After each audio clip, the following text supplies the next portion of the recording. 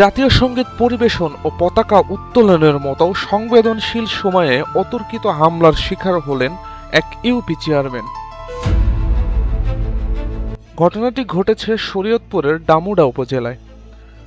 মঙ্গলবার সকাল 11টার দিকে ৩৬ নম্বর মধ্য সিদার সরকারি প্রাথমিক বিদ্যালয়ে চলছিল আন্তঃ ইউনিয়ন ক্রীড়া ও সাংস্কৃতিক অনুষ্ঠান। এ সময় জাতীয় পতাকা উত্তোলন ও জাতীয় সঙ্গীত পরিবেশন করছিলেন চেয়ারম্যান এবং ওই বিদ্যালয়ের ম্যানেজিং কমিটির সভাপতি সহ অনেকেই। ঠিক তখনই হামলার শিকার হন চেয়ারম্যান সহ উপস্থিত অনেকেই। অভিযোগ উঠেছে ইউনিয়ন বিএনপির সহসভাপতি জসিম ব্যাপারী ও তার অনুসারীরা এই হামলার সঙ্গে সরাসরি জড়িত।